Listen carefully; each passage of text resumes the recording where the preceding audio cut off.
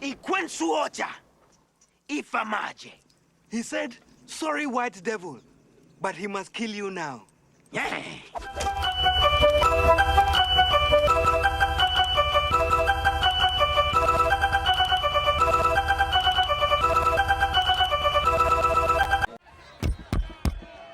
Hey, listen up, everybody. King. Churro.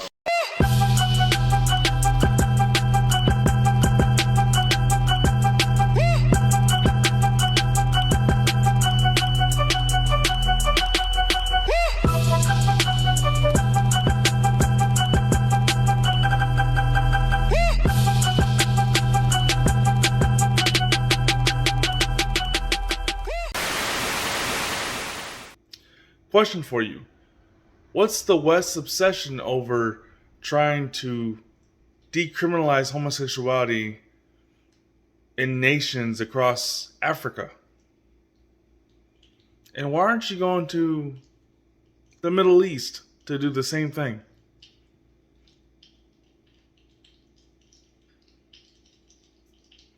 It's like y'all are into social imperialism. We will have our morals, we will protect our children, and we are making this law, for ourselves, we are making this law for our children, we are making this law for the children of our children. This country will stand firm. And once it passed, I can tell you, Madam Speaker, we are going to reinforce the law enforcement officers to make sure that homosexuals have no space in. And that the state should not discriminate against people based on their sexual orientation. And I say that recognizing that there may be people who have different religious or cultural beliefs, but the issue is, how does the state operate relative to people? It's very difficult for us to be able to impose on people that which they themselves do not accept. This is why I repeatedly say that for Kenyans today, the issue of gay rights is really a non-issue. We want to focus on other areas that are day-to-day living for our people. The health issues that we have discussed with President Obama, these are critical. Issues of ensuring inclusivity and of women, a huge section of society that is normally left out of the mainstream of economic development. What we can do in terms of infrastructure, what we can do in terms of education, in terms of our roads, in terms of giving our people power, encouraging entrepreneurship. These are the key focuses. Maybe once, like you have, overcome some of these challenges, we can begin to look at new ones. But as of now, the fact remains that this issue is not really an issue that is on the foremost mind of Kenyans. We are saying no to homosexuality. Why should you say we're going to be civilized if we only allow it? Are you saying we are very primitive now because we are frowning upon homosexuality? Even animals don't do it. Why should we be forced to do it because we want to be seen to be smart, to be seen to be civilized and advanced and so on? We equally reject attempts to prescribe new rights that are contrary to our values, norms, traditions, and beliefs. We are not gays. And for people who don't know what LGBT is, that's the gay and lesbian community. So I'm wondering, you've done so much for women in Rwanda, and they have so much power. I'm wondering, is the LGBT community a part of the future of Rwanda? LGBT. Homosexuality. Yes. It hasn't been our problem.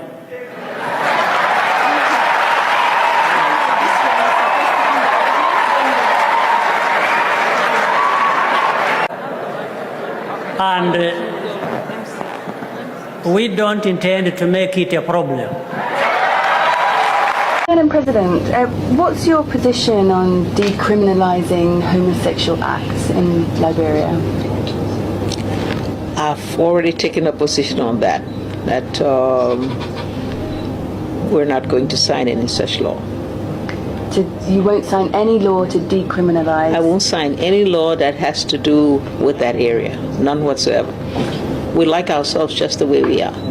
So, in essence, homosexuality for two gay men under the books is illegal in Liberia. We've got certain traditional values in our society that we'd like to preserve. So you're saying you wouldn't decriminalize that current law? I've just said to you, we're going to maintain our traditional values. You yourself gained worldwide attention a few years ago when you said there was, quote, no room for homosexuality in Kenyan society. I want to know whether you still stand by that. We have Kenyan law, we have Kenyan constitution, we have our tradition, we have our customs. We will continue to respect other people's customs as they respect our customs and our tradition. Around the world. What I can tell you about steps the United States might take in response is that we are undertaking a review of our relationship with Uganda in light of this decision. But Museveni remains unperturbed.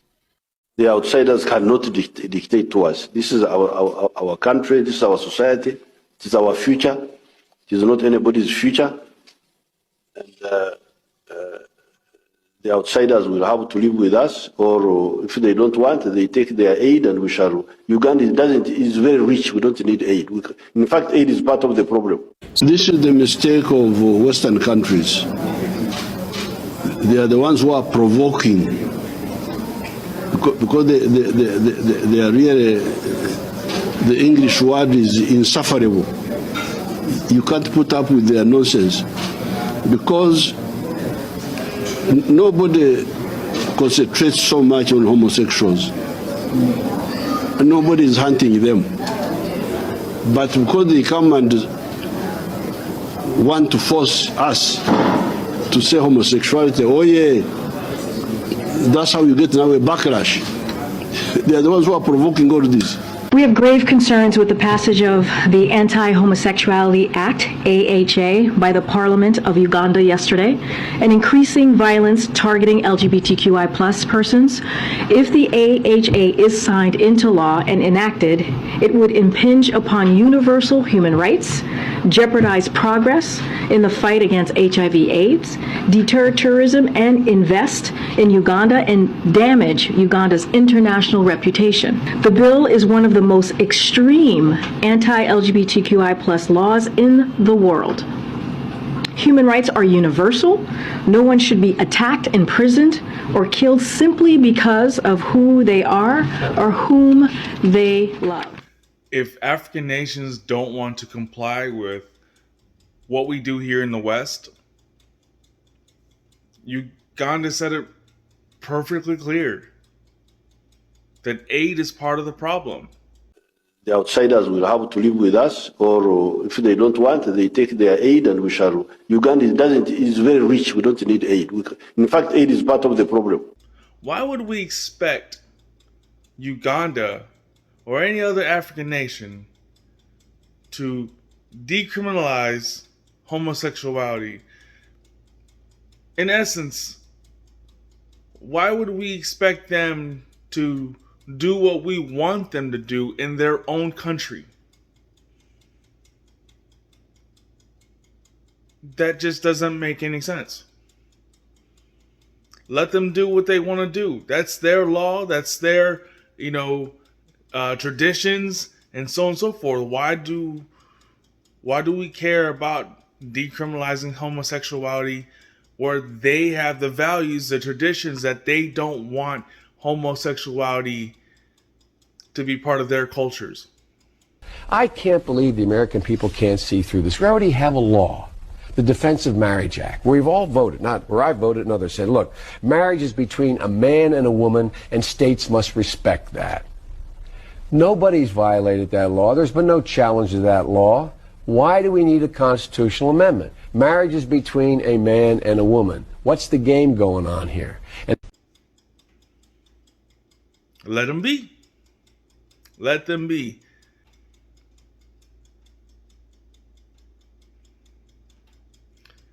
I don't get it. Why? Why do we care?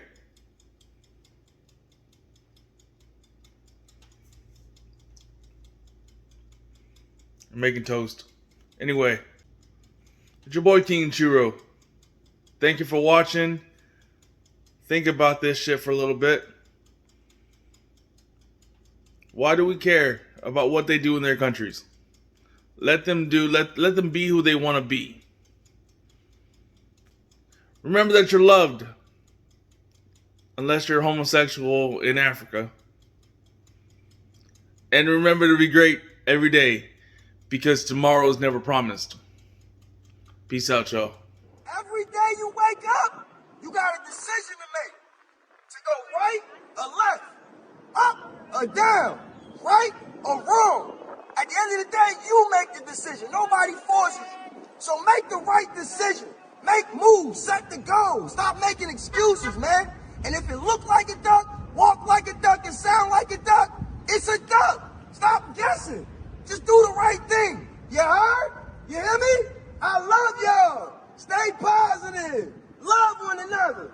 All right. My name